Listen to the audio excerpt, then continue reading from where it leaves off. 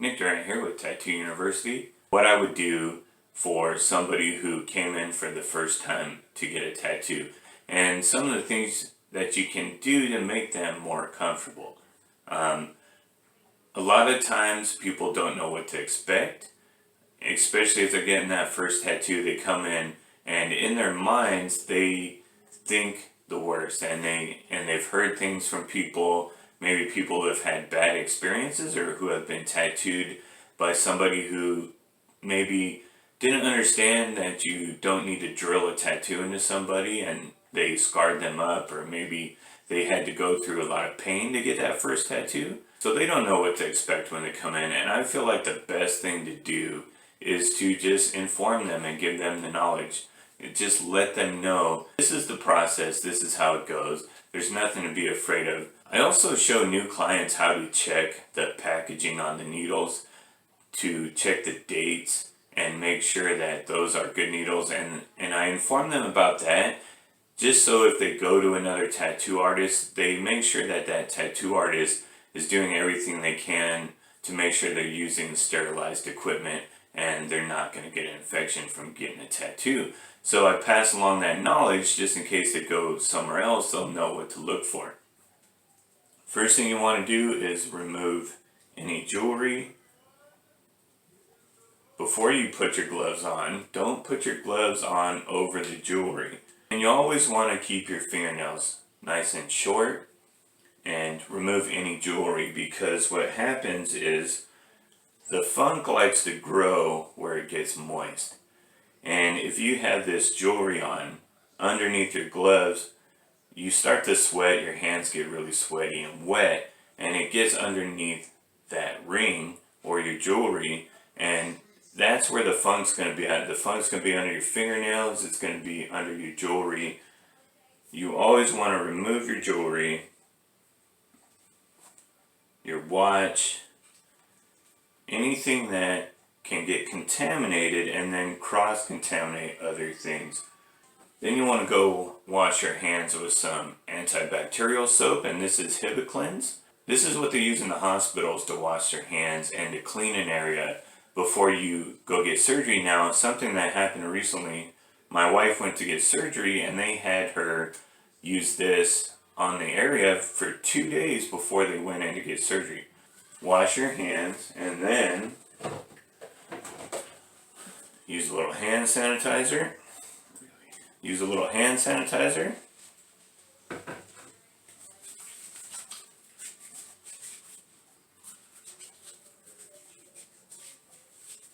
Something I read, you know, they put the warning about letting this hand sanitizer dry on your hands because they were afraid that your hands would catch on fire.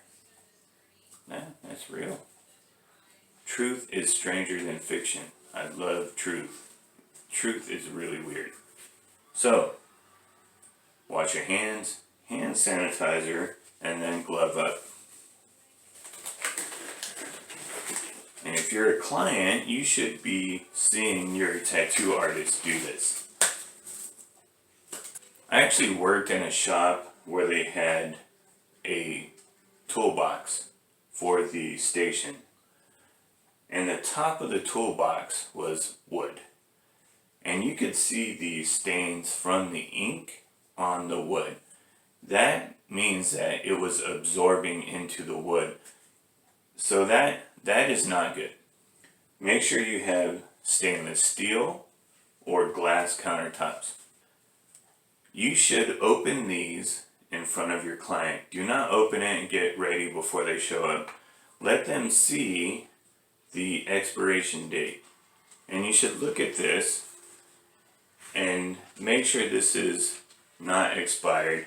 Make sure it's not open. Make sure your tattoo artist isn't reusing their needles and their tubes and tips. This is a tube and tip or grip. This is a tube and this is a tube with a grip. It's all one piece.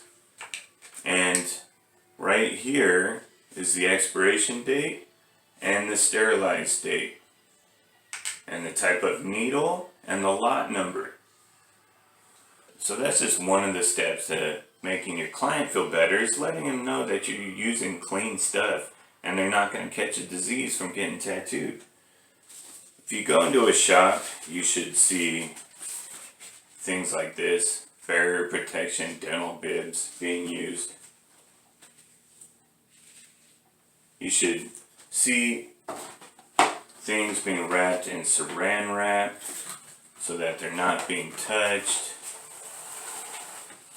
Items like the power supply should be wrapped in saran wrap.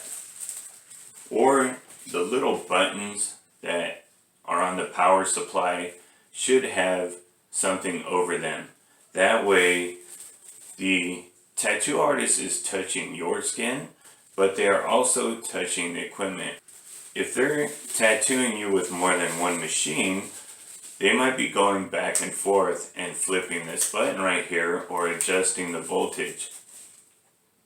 And if they are touching this and it's not covered, every time they tattoo somebody, they are touching this button with no barrier protection there. And what's happening is that gets contaminated, their glove gets contaminated, then they touch your skin. Learn some terminology. The buzzword out there is cross-contamination. That's the word everybody throws out there. What you need to know is not everything is cross-contamination. There's contamination and then there's cross-contamination. Contamination is when you break the client's skin and you get anything in this area should be considered contaminated. The cross-contamination is when you touch something and then you touch something else. If I touch this and then I touch my toolbox, that's cross-contamination. When you cut chicken with a knife and then you cut vegetables with a knife, you have cross-contaminated those vegetables.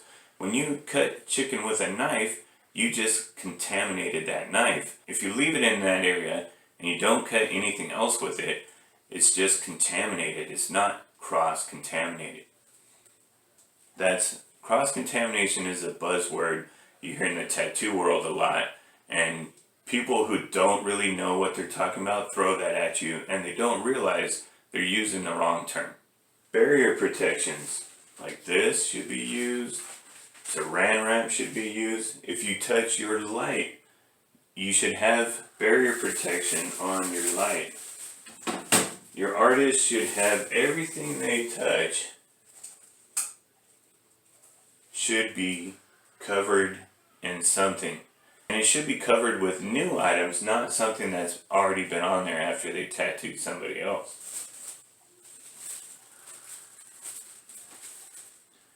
Everything the artist touch should have a cover on it. I believe in covering your tattoo machines, and I don't care what anybody says. There's proof, there's tests that have been done that say that it's better to cover your machines. The bags don't collect contamination in there. They don't sweat. It doesn't affect your machine. If it affects your machine, then there's something wrong with your machine and you need to tune it better.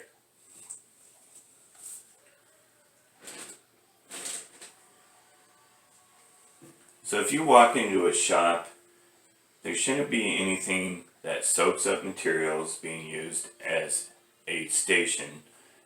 Everything should be covered. Everything should be up to date and sterilized.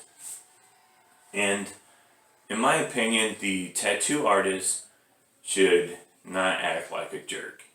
And they should be willing to work with you.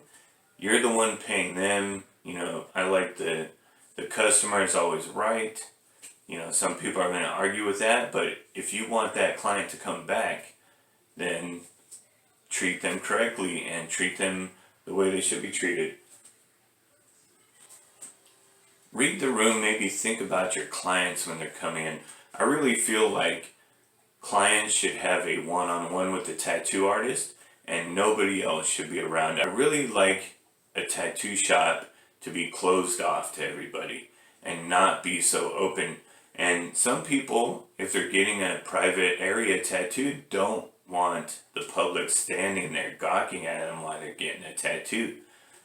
I've seen girls in their underpants getting tattoos, and everybody in the shop is sitting there staring at him. That person might feel comfortable with that. That person might not like that, and bad things will happen when they turn around and everybody's staring at them. Maybe have a little privacy for your clients, or maybe just a room somewhere where if the client wants privacy, they can have it.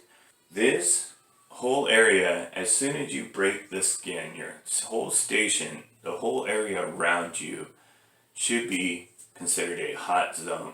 And that means anything that comes into that area is contaminated. You're going to treat it like it's contaminated.